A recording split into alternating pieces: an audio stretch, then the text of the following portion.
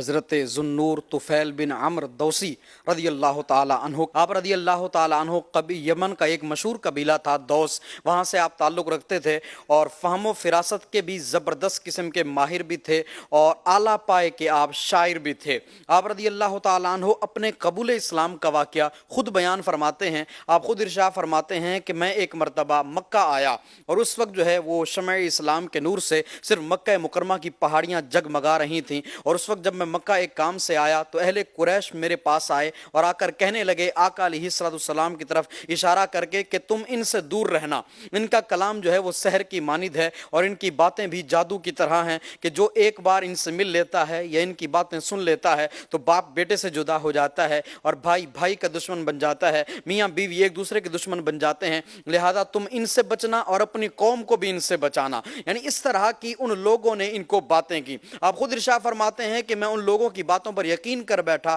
اور میں نے یہ پکا ارادہ کر لیا کہ میں کبھی ان کا کلام نہیں سنوں گا۔ آپ رضی اللہ تعالیٰ عنہ فرماتے ہیں میں جب بھی مکہ میں آتا یا حرم کعبہ میں آتا میں اپنے کانوں میں روئی ٹھونس لیتا، اپنے کانوں میں روئی ڈال لیتا اور میں آ کر وہاں پر بیٹھا کرتا اور اس کے بعد میں چلا جایا کرتا۔ ایک مرتبہ کچھ یوں ہوا کہ میں آیا اور آقا علیہ السلام حرم کعبہ میں نماز ادا فرما رہے تھے، میں جیسے ہی آقا علیہ السلام کے قریب آیا میرے کانوں میں روئی تھی، لیکن اللہ تبارک و تعالیٰ نے یہ ارادہ کر رکھا تھا کہ وہ مجھے اپنے محبوب کا کچھ کلام سنائے، تو اللہ تبارک و تعالیٰ نے کچھ نہ کچھ کلام مجھے اپنے محبوب کا سنا ہی دیا، اور جیسے ہی میں نے حضور نبی کریم صلی اللہ تعالیٰ علیہ وآلہ وسلم کا کلام سنا تو وہ اتنا عمدہ، میٹھا اور حسین اور دلکش اور لطیف کلام تھا کہ مجھ سے رہا نہ گیا اور میرے دل میں خیال آیا کہ میں خود ایک ماہر شاعر ہوں اور میں خود کلام پر اچھی خاصی دسترس رکھتا ہوں، تو میں کفار کی باتوں میں کیوں آؤں؟ میں کلام کی خوبیاں بھی جانتا ہوں، میں کلام کی خامیاں بھی جانتا ہوں، تو میں کافروں کی باتوں میں کیوں آؤں؟ میں خود ان سے بات کروں گا۔ جب میں نے آقا علیہ السلام کا کلام سنا تو میں آقا علیہ السلام کے پیچھے پیچھے چل پڑا، آقا علیہ السلام کے گھر تک پہنچا، میں نے آقا علیہ السلام سے عرض کیا کہ اے اللہ کے نبی، میں نے اس طرح آپ کے بارے میں سنا تھا تو لہذا میں نے اپنے کانوں میں روئی ٹھونس کر کے آتا تھا کہ میں آپ کا کلام نہ سنوں،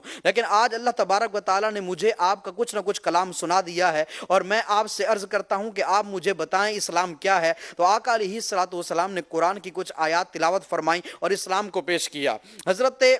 ذوالنور طفیل بن عمرو دوسی رضی اللہ تعالیٰ عنہ فرماتے ہیں کہ جیسے ہی میں نے آقا علیہ السلام کی دعوت کو سنا تو میں آقا علیہ السلام پر ایمان لے آیا۔ اس کے بعد میں نے عرض کیا کہ یا رسول اللہ، میں جس قبیلے سے آیا ہوں میں اس قبیلے کا سردار ہوں، آپ مجھے بتائیں میں وہاں جا کر کیا کروں اور وہاں کے لوگوں کو کس طرح دین کی طرف لے کر کے آؤں۔ آپ علیہ السلام کی بارگاہ میں نے عرض کیا کہ آپ دعا کریں اللہ سے، اللہ میرے لیے کوئی نشانی پیدا کر دے، تو اللہ تبارک و تعالیٰ کے پیارے محبوب صلی اللہ تعالیٰ علیہ وآلہ وسلم نے دعا کی اللہم اجعل لہ آیا، مولا اس کے لیے کوئی نشانی پیدا فرما۔ تو حضرت ذوالنور طفیل بن عمرو دوسی رضی اللہ تعالیٰ عنہ فرماتے ہیں جب میں اپنے قبیلے کی طرف آیا تو جیسے ہی میں اپنے گھر کے قریب پہنچا اللہ نے میرے چہرے پر ایک نور کو نمایاں فرمایا، میرے چہرے پر ایک نور کو روشن فرمایا، تو میں نے اللہ کی بارگاہ میں عرض کیا مولا اس نور کو میرے کسی اور جگہ پر ظاہر فرما دے تاکہ لوگ یہ نہ کہیں کہ میرا چہرہ بگڑ گیا ہے۔ تو وہ جو نور تھا وہ آپ کی چھڑی مبارک پر آ گیا، جیسے ہی وہ آپ کی چھڑی مبارک پر آیا آپ رضی اللہ تعالیٰ عنہ ارشاد فرماتے ہیں